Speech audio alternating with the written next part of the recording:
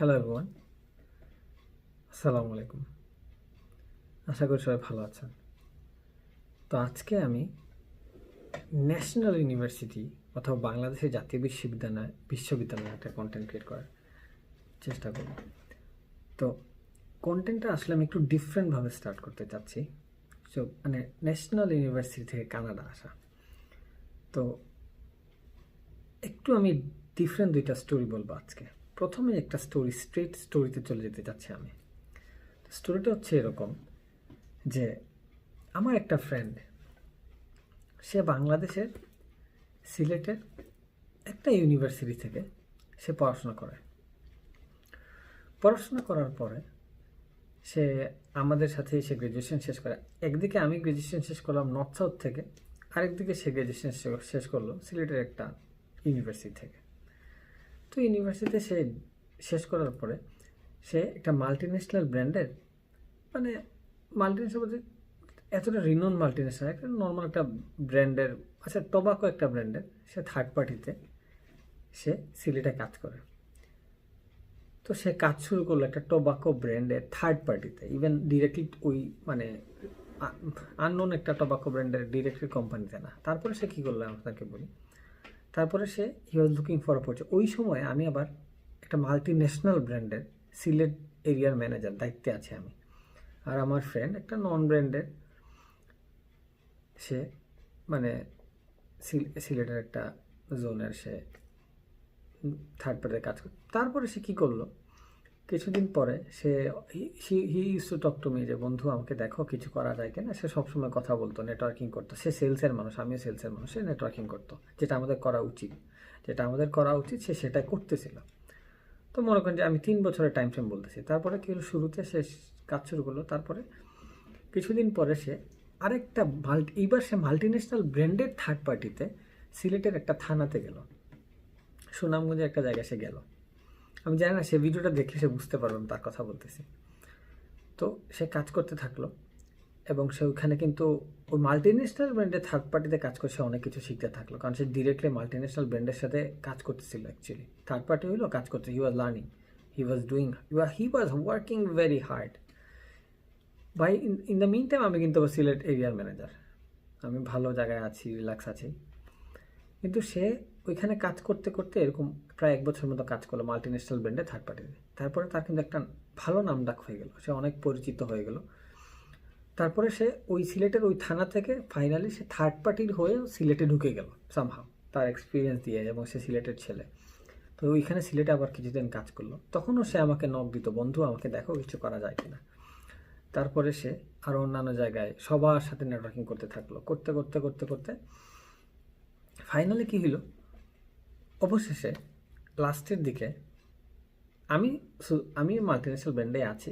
লাস্টের দিকে কী হলো, সে আরেকটা স্বনামধন্য মাল্টিন্যাশনাল কোম্পানির সিলেট টেরিটরির সে দায়িত্ব পেয়ে গেল।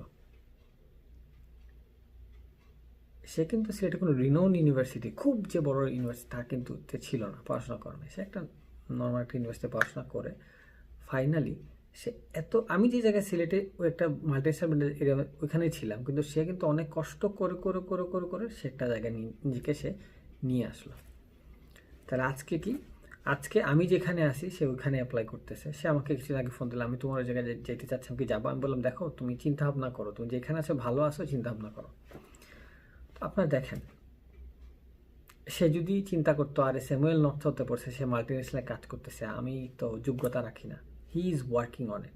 তার যেই সকল জায়গায় লেকিংস ছিল, সে জব করে করে বিভিন্ন জায়গায় এক্সপিরিয়েন্স গ্যাদার করে আজকে সে একটা জায়গায় চলে গেছে। কিছুদিন পরে সে এমন একটা জায়গায় যাবে। এখন আমি আপনাদের দ্বিতীয় স্টোরিতে আসি, ন্যাশনাল ইউনিভার্সিটি। আপনারা আমাকে সবসময় কোয়েশ্চেন করেন, আমি যে সেদিন একটা পোস্ট দেয় আমার ফেসবুক পেজে, পোস্ট দিয়েছিলাম যে ন্যাশনাল ইউনিভার্সিটি কন্টেন্ট ক্রিয়েট করবো। একজন আপু খুব সুন্দর করে লিখলেন যে ইয়ে নিয়ে একটু আফসোস নিয়ে, যে ওনারা মানে ন্যাশনাল সবচেয়ে বেশি নেগলেক্টেড একটা মানে আর কি ইনস্টিটিউশন। তো ন্যাশনাল ইউনিভার্সিটি একটা এক্সাম্পল দিব, বাংলাদেশের যদি বলি সবচেয়ে বড় প্রতিষ্ঠান, সবচেয়ে প্রেস্টিজিয়াস প্রতিষ্ঠানের নাম কি? গ্রামীণ ফোন।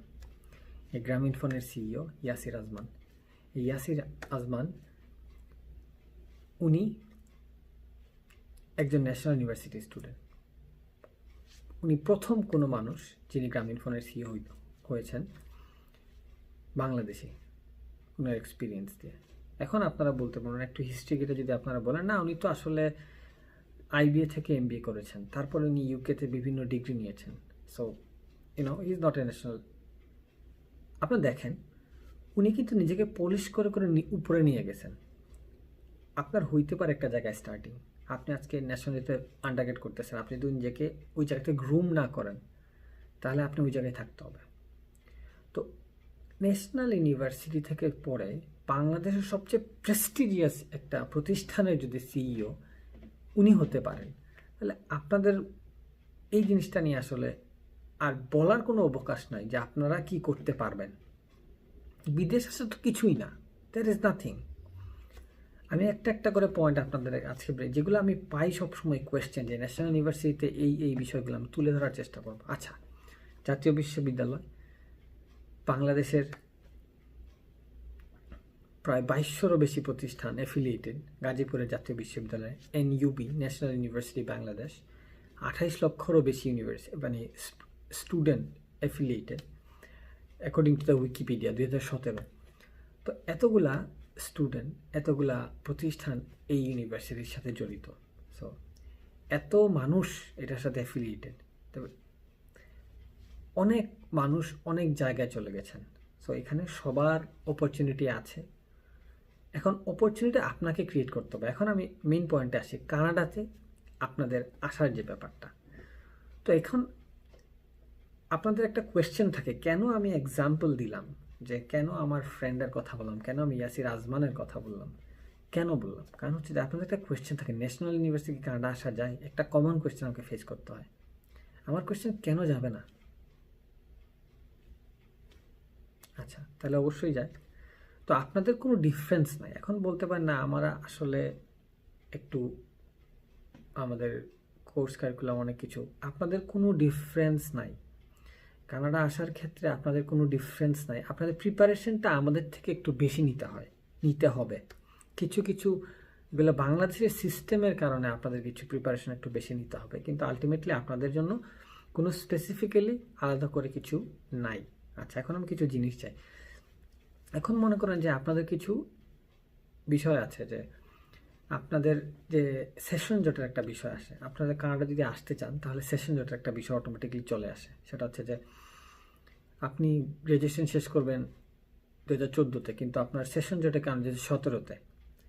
সারপ্রাইজিংলি কানাডা এমন একটা কান্ট্রি, তাদের এই নলেজটুকু আছে যে ন্যাশনাল ইউনিভার্সিটিতে পড়লে সেশন জটের একটা বিষয় আছে। ইনফ্যাক্ট আপনারা যখন অ্যাপ্লাই করবেন একটা অপশন আসবে যে তোমার গ্র্যাজুয়েশন শেষ হওয়ার কথা 14-তে, তোমার যে শেষ হলো 17-তে, কোন রিজনে? এটা কি তোমার সেশন বাংলাদেশের জাতীয় বিশ্ববিদ্যালয় এরকম মানে সেশন রেটের একটা অপশন আসবে, আপনাদেরকে একটা মেনশন করার জায়গা থাকবে।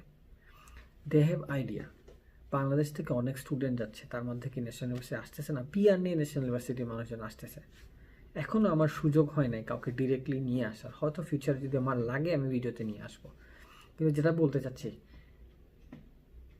সেশন জটের যে বিষয়টা, এটা ওদের ক্লিয়ার একটা ভিভিড আইডিয়া আছে। কানাডা এত মানুষ আসতেছে, এতগুলো স্টুডেন্ট আসতেছে, তাদের এই নলেজটুকু আছে। আচ্ছা, সেশন জটের কথাগুলো আমার মতে আপনাদের কোন জায়গায় বেশি কাজ করতে হবে, যেটা নিয়ে আপনাদেরকে প্ল্যান করতে হবে। ভালো কিছু আসতে হলে আপনাকে ওয়ার্কআউট করতে হবে। আমি আমার কথা বলি, আমি স্যামুয়েল, আমি সিলেটের একটা সরকারি স্কুলে পড়ি, স্বনামধন্য সিলেটের একটা সরকারি কলেজে পড়লাম, one of the best college, সরকারি কলেজে পড়লাম। পড়ার পরে নর্থ সাউথে আসলাম। আমি যখন নর্থ সাউথে আসলাম আই স্ট্রাগলড। প্রথমে যখন ইংলিশ লেকচারগুলো অ্যাটেন্ড করতাম আমি একটু স্ট্রাগল করছি। ডিরেক্ট বাংলা থেকে ডিরেক্ট ইংলিশ মিডিয়াম, এবং একবারে ডিরেক্ট মানে ইংলিশ মিডিয়াম যেটা বলা আর কি, যে pure English medium North South University. I struggled. খুব যে ভালো করছি তা না, আমি স্ট্রাগল করছি, বাট এরকম মানে পারি নাই, কোপ আপ করতে পারি নাই, পারছি। তো আপনারাও না পারার কোনো কিছু নেই। এখানে কিছু জিনিস এখন থাকতে পারে, কিছু আপনাদের মধ্যে অনেকে থাকতে পারে ইংলিশে লেকিংস থাকতে পারে। তো আমার মতে এটা সবার জন্য প্রযোজ্য, আনলেস আপনি বাংলাদেশের স্কলাস্টিকাতে মাস্টার মাইন্ডে ম্যাপল লিফে পড়তেছেন, বাংলা মিডিয়ামে হয়ে থাকে না, you should work on your English. এখন বললেন ইংলিশ দিয়ে আসলে ইংলিশ যদি আপনি বাংলাদেশেও একটা জায়গায় জব করতে যান, ইংলিশটা আপনাকে একটা level, you have to work most on your English. যদি আপনি চিন্তা করেন আপনি কানাডাতে আসতে চাচ্ছেন, আপনার ইংলিশটাতে কাজ করতে হবে। আজকে যদি আপনি ইংলিশটাতে কাজ করেন তাহলে এটা আপনাকে অনেক জায়গা থেকে মানে ডিস্টিংগুইশ করে ফেলবে, অনেকের কাছ থেকে আপনাকে একদম আলাদা করে ফেলবে। বাংলাদেশেও আলাদা করে ফেলবে, কানাডার ক্ষেত্রে তো আপনাকে অনেক অ্যাডভান্টেজ দিবে। তো English is the most important thing. আপনি যদি আন্ডারগ্রেডে পড়তে থাকেন ন্যাশনাল ইউনিভার্সিটিতে, আপনি ইংলিশে কাজ করতে থাকেন, ইংলিশ মুভি দেখেন, ইংলিশ নাটক দেখেন, তারপরে আপনি সাবটাইটেলসটা দেখেন, ভালোবাসতে হবে।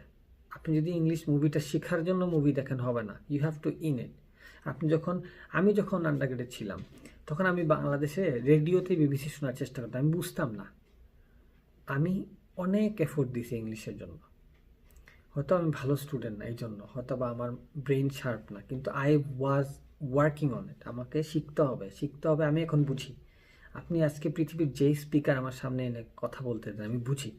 I can understand what they are saying and I can communicate with them. Yes, I'm not telling আমি mistake করি না, I make a lot of mistake, ignores. Nobody like gives a shit about what you are saying. আপনার এখানে language একটা communication, তো আপনি ভুল করতে হবে। বাংলাদেশে আমি স্যামুয়েল আজকে বাংলাদেশের দিকে ইংলিশে কথা বলি, আমার কথা শুনে অনেকে হাসতে পারে, ভুল বের করে হাসতে পারে। কানাডায় আপনি কি বলতেছেন, they will try to understand আপনি কি বলার চেষ্টা করতেছেন। যদি সামহাও ধরে ফেলতে পারে আপনি কি বলার, that's it, they understand. So English একটা ল্যাঙ্গুয়েজ কমিউনিকেশনের জন্য। এখানে গ্রামার নিয়ে কেউ বসে থাকে না যে আপনি গ্রামারে এখানে ইজ বাদ দিচ্ছেন। Try to communicate, adopt the English. তাহলে আপনার ইংলিশটা আপনি কাজ করবেন লং টার্মে। যদি ইংলিশটা কাজ করেন, আপনাকে 2021-এই আসতে হবে, তাকে একটু প্ল্যান করে কাজ করেন, ইংলিশটা নিয়ে কাজ করেন। আপনার আন্ডারগ্রেডে থাকেন, আপনার সেশন জট যদি থাকে, ওরা এবার একটু এক্সপ্লেনেশন দিবেন যে আপনার 14তে শেষ হওয়ার কথা, 19-এ শেষ হয়েছে সেশন জটের কারণে। দে আর অ্যাওয়্যার অফ ইট, তারা জানে এই জিনিসটা। আচ্ছা, এখানে ডকুমেন্টসের বিষয় আপনারা কানাডা অ্যাপ্লাই করবেন, এখানে আপনাদের কিছু সিল্ড ডকুমেন্ট কানাডাতে পাঠাইতে হয়। ওইসব ক্ষেত্রে যেমন সিলেটের একটা বিশ্ববিদ্যালয়, আপনি কিন্তু এইসব সিল্ড ডকুমেন্ট এগুলো ডিরেক্টলি সিলেট থেকে নিতে পারবেন না। ন্যাশনাল ইউনিভার্সিটি এক্সাম অফ কন্ট্রোলারের কাছ থেকে আপনাদের এইসব ডকুমেন্টস গাজীপুর থেকে নিতে হবে। তো এইসব ইউজুয়ালি আমাদের ইউনিভার্সিটি আমরা গেলে পেয়ে যায়, আপনাদেরকে ওইসব ডক্সগুলো আপনাকে গাজীপুর থেকে কালেক্ট করতে হবে। তো এইসব যে জিনিসগুলো ন্যাশনাল ইউনিভার্সিটি একটু ডিফার করে। আমি ধারণা করতেছিলাম আপনাদের ট্রান্সক্রিপ্টটা মনে হয় বাংলা, আপনাদের ট্রান্সক্রিপ্টটাও ন্যাশনাল ইউনিভার্সিটি ইংলিশে প্রোভাইড করতেছে। ইনফ্যাক্ট আপনাদের কিছু মার্কিংসের ক্ষেত্রে আপনারা অনেক অ্যাডভান্টেজ পাবেন। সো ন্যাশনাল ইউনিভার্সিটি থেকে পড়লে আপনাদের কানাডা আসার ক্ষেত্রে কোনো ব্যতিক্রমের কিছু নাই। ব্যতিক্রমটা ওই জায়গায় হবে যদি আপনি আপনার নিজেকে প্রিপেয়ার না করেন। আপনি যদি ন্যাশনালিতে পড়ে আপনি যদি বলেন আমি আসলে আয়াস দিব না, আপনি আমি ইংলিশে একটু দুর্বল হইতে পারি অথবা অন্যান্য কোনো বিষয়, আপনি যদি মনে করেন আপনি ইংলিশে দুর্বল, আপনাকে ইংলিশে কাজ করতে হবে। আমি বলছি না দিন রাত 24 ঘন্টা ইংলিশ পড়েন না, ইংলিশকে ভালোবেসে একটু এফোর্ট দেন, এটা সবার ক্ষেত্রে প্রযোজ্য। একটু যদি এফোর্ট দেন you will get the best outcome. পড়াশোনা করবেন, পড়াশোনার পাশাপাশি আপনি টুকিটাকি আপনি একটা প্রোগ্রামে পড়ছেন, মনে করেন আপনি ন্যাশনাল ইউনিভার্সিটির সায়েন্সের একটা প্রোগ্রামে জীববিজ্ঞানে পড়লেন, তো আপনি ওই লেভেলের একটা সাবজেক্ট আপনি কানাডাতে সার্চ করার পরে ওইটা রিকোয়ারমেন্টস দেখেন, বেসড অন দ্যাট আপনাকে প্রিপারেশন নেন, প্রিপারেশনে একটু প্ল্যান করেন। এই যে আমি ভিডিওটা দিব, যদি 1000 ভিউ হয়, আপনাদের কি মনে হয় ন্যাশনাল ইউনিভার্সিটি 1000 মানুষ কানাডা চলে আসবে না? 10টা মানুষ যদি আপনারা প্রপারলি প্ল্যান করেন, এই কন্টেন্টের একটা ভ্যালু থাকলো। সো প্ল্যান করেন, ওয়ার্ক অন ইট। ইনশাআল্লাহ যদি আমার ফিউচারে আপনাদেরকে হেল্প করার জন্য আরও কোনো কন্টেন্ট ক্রিয়েট করতে হয় আমি অবশ্যই করার চেষ্টা করব। কিন্তু আমি মনে করতেছি যে এই কন্টেন্টটা কিছু বলার চেষ্টা করলাম যেটা আপনাদের ভেতর থেকে বিলিফ আসতে হবে যে there is no difference between North South University, স্বনামধন্য বাংলাদেশের পাবলিক ইউনিভার্সিটি এবং আপনাদের মধ্যে। আমাদের সিস্টেমটার কারণে ডিফার হচ্ছে, আমাদের ফাইন্যান্সিয়াল স্ট্যাটাসের কারণে, কেলিবারের কারণে। কেন কেলিবার কি বাংলাদেশের প্রত্যেকটা স্বনামধন্য ইউনিভার্সিটির মানুষগুলা কি বাংলাদেশের স্টাবলিশ জায়গায় চলে যাচ্ছে? Hard work always paid of. I repeat, hard work always paid of. আপনি যদি কষ্ট করেন এটা রিপ্লাই পাবেন।